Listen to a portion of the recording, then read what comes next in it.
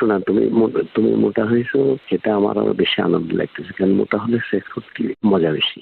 আজকের এই ভিডিওতে আমরা জানতে চলেছি আওয়ামী শাসনামলে দেশে ত্রাসের রাজত্ব কায়েম করা জাতীয় দুর্নীতিবাজ 10 জন পুলিশ অফিসার সম্পর্কে, যারা পুলিশ বাহিনীর গুরুত্বপূর্ণ পদের দায়িত্ব পেয়ে দেশের 12টা বাজিয়ে দিয়েছে। যেসব পুলিশ কর্মকর্তারা জনগণের সেবা নিশ্চিত করার আগে তারা তাদের পরিবারের ভোগ বিলাসিতায় মনোযোগী বেশি ছিল, এমনকি যারা এই পুলিশ বাহিনীতে যোগ দিয়ে সম্পদের বিশাল পাহাড় গড়েছেন আর শেষমেশ এই সম্পদ দেশের বাইরে পাচার করে। যদি কোনো গাড়ির মধ্যে হাত দেন অ্যাকশন দেব, কিন্তু নোরা তোর অ্যাকশন তারপরে তোমার দাঁত ফেলে দেব। কুকুরের বাচ্চা কোথাকার কি মারবে? আজকের এই ভিডিওতে সেসব পুলিশ অফিসারদের সম্পর্কে জানাবো, সেই সাথে এটিও জানতে পারবেন যখন তাদের ক্ষমতা চলে গেল, যখন তাদের নেত্রী হাসিনা তাদের রেখে মোদির কাছে চলে গেল, তখন তারা এই মুহূর্তে কোথায় পালিয়ে বেড়াচ্ছে, তারা কি দেশে আছে নাকি বাহিরে, তাদের শেষ পরিণতি কি হতে চলেছে। চলুন তাহলে কথা না বাড়িয়ে ভিডিওটিতে একটি লাইক দিয়ে দুর্নীতিবাজদের সকল অপকর্মের আমলনামা দেখে আসি। দেশের সেরা 10 জাতীয় দুর্নীতিবাজ পুলিশ কর্মকর্তার তালিকায় আজ প্রথমে থাকছে ডিবি হারুনুর রশিদ সাহেব। হারুনুর রশিদ হলেন একজন বাংলাদেশি পুলিশ কর্মকর্তা এবং ঢাকা মেট্রোপলিটন পুলিশের গোয়েন্দা শাখার সাবেক প্রধান। তিনি ঢাকা মেট্রোপলিটন পুলিশের ক্রাইম অ্যান্ড অপারেশন বিভাগের অতিরিক্ত কমিশনার ছিলেন। এই ডিবি হারুন ছিলেন স্বৈরশাসক শেখ হাসিনার জঘন্যতম একজন দালাল। ডিবি হারুনকে হাসিনার ঢাল হিসেবে ব্যবহার করতেন। হাসিনা ডিবি হারুনকে দিয়ে এ পর্যন্ত পুরো দেশে লাখো গায়েবী মামলার নাটক সাজিয়েছেন। নির্বাচন এলে সেসব গায়েবী মামলা বিরোধী দলের নেতাকর্মীদের ওপর বহাল হতো। হাসিনার বিরুদ্ধে কেউ কিছু বললে হারুন সাহেব তাদের ধরে এনে নির্যাতন চালাতো। এই হারুন সাহেব বৈষম্য বিরোধী ছাত্র আন্দোলনের 6 সমন্বয়ককে তুলে নিয়ে অমানসিক নির্যাতন করেছিল।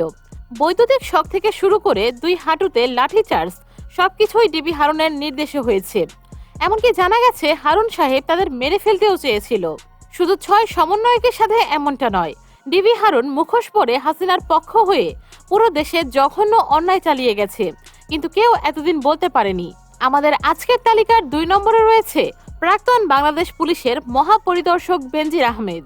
দুর্নীতিবাজ এই পুলিশ অফিসারের চাকরি জীবনে কোটি কোটি অবৈধ টাকা কামিয়েছে।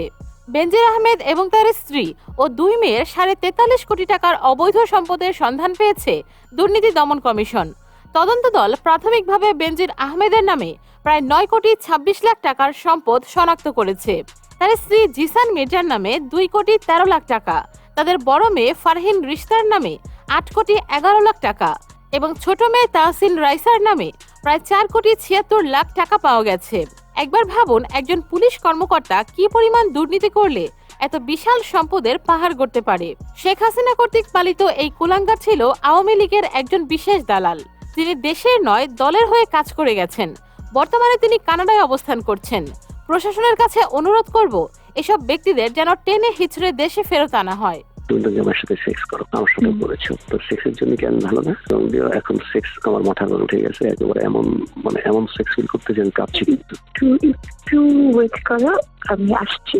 দুর্নীতিবাজ হাসিনার দালাল নারী লিপসু পুলিশ অফিসারের তালিকায় আমাদের 3য় স্থান দখল করেছে আসাদুজ্জামান মিয়া। আসাদুজ্জামান মিয়া ছিল পুলিশের এক জঘন্যতম ব্যক্তি। ডিএমপির গুরুত্বপূর্ণ পুলিশ কর্মকর্তা হয়েও এই অমানুষ করে গেছে নানান রকম ঘৃণ্যতম কাজ।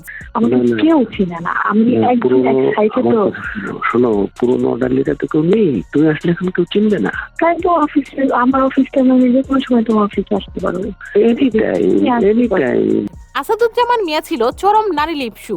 অবৈধ টাকা কামানোর পাশাপাশি তিনি তাদের ঊর্ধ্বতন নারী কর্মকর্তাদের সাথে অবৈধ সম্পর্কে জড়ানোর জন্য ফোর্স করত।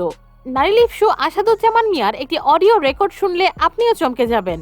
তার কথাবার্তা কতটা জঘন্য ছিল সেটি এই অডিওতে উঠে এসেছে। আপনারা এই অডিওটি শুনুন।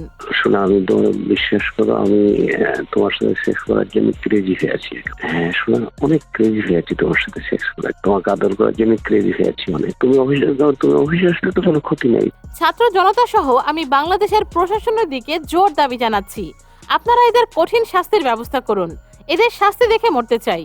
আমাদের আজকের তালিকার 4র্থ দুর্নীতিবাজ পুলিশ অফিসারের তালিকায় রয়েছে ঢাকা মেট্রোপলিটনের যুগ্ম কমিশনার বিপ্লব কুমার সরকার। এই বিপ্লব কুমার সরকার এতটাই জঘন্য ছিল যে তিনি হাসিনার দৃষ্টি আকর্ষণ করার জন্য বিরোধী দলের নেতাকর্মীদের ওপর নানান রকম আক্রমণাত্মক কথা বলতো। হাসিনা দালালের একটি ঘটনা হয়তো সবাই জানেন যে তিনি জয়নুল আবেদিন ফারুককে কি পরিমাণ অশ্লীল ভাষায় গালাগালি করেছিল এবং তাকে মারধর করেছিল। বিপ্লব কুমারের এই কাজে হাসিনা অনেক শান্তি পেয়েছিল, আর সেজন্য হয়তো এর পরের বছরই বিপ্লব কুমারের পদোন্নতি হয়েছিল। তাছাড়া ওই বিপ্লব কুমার ছিলেন ভারতের আরেক বড় দালাল। তিনি ভারতের র এজেন্টের সাথে জড়িত। বিপ্লব কুমার এসব ছাড়াও তিনি নানান সময়ে নারী কেলেঙ্কারিতে জড়িত ছিলেন। এই হিন্দু দুর্নীতিবাজদের কঠিন শাস্তির দাবি জানাচ্ছি। প্রিয় দর্শক, আপনাদের কাছে এই ভিডিওতে 2000 লাইক চাই। আমাদের আজকের তালিকার 5 নম্বরে রয়েছে দুর্নীতিবাজ পুলিশ কর্মকর্তা ওসি প্রদীপ। প্রদীপ ছিলেন ইয়াবাজন টেকনাফের ওসি। অস্ত্রের ভয় দেখিয়ে যাকে তাকে তুলে আনতেন এবং পরে টাকার বিনিময়ে ছেড়ে দিতেন।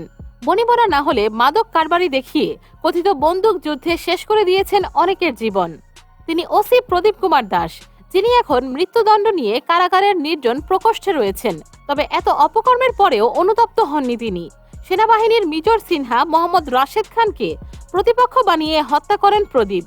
তার সঙ্গে ছিলেন টেকনাফ বাহারছড়া ক্যাম্পের ইন্সপেক্টর লিয়াকত আলী। বরখাস্ত এই পরিদর্শকও কারাগারে রয়েছেন।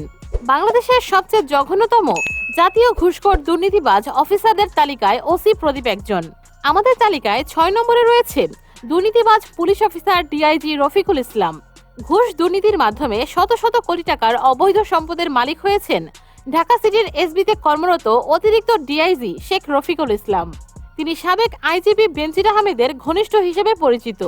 বেনজিরের মতো ঠিক একই কায়দায় ক্ষমতার অপব্যবহার করে সংখ্যালঘু ও দুর্বল ক্রস ফায়ারের ভয় দেখিয়ে নামমাত্র মূল্যে শত শত বিঘা জমি, শহরে গ্রামে বিলাসবহুল বাড়ি, মাছের খামার সবই করেছেন। চাকরির সুবাদে হয়ে উঠেছেন অন্যতম বিত্তশালী। এ যেন পুলিশ বাহিনীতে আরেক বেনজির। আমাদের তালিকার 7 নম্বরে রয়েছে ডিআইজি মিজান। তার নির্দিষ্ট বেতনের বাইরে 3,28 লাখ টাকা আত্মসমর্পণ করার অভিযোগ উঠেছে তার বিরুদ্ধে, যার ফলে দুদকের হাতে তার সকল অপকর্ম সবার সামনে আসতে থাকে। এরপর আমাদের লিস্টের 8 নম্বরে রয়েছে বনোজ কুমার, যিনি শেখ হাসিনার হয়ে প্রতিটি পদে পদে দালালি করে গেছে। এই বনোজ কুমারকে শেখ হাসিনার একজন জঘন্যতম দালাল বললেও ভুল হবে না, কিন্তু সময়ের সাথে তিনিও তার ক্ষমতা ছাড়তে বাধ্য হয়েছেন।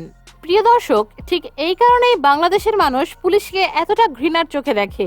এ ব্যাপারে আপনাদের মতামত কমেন্টে জানাবেন এবং নতুন বন্ধুরা আমাদের চ্যানেলটি সাবস্ক্রাইব করে পাশে থাকা বেল বাটন ক্লিক করে অলে সেট করে দিন।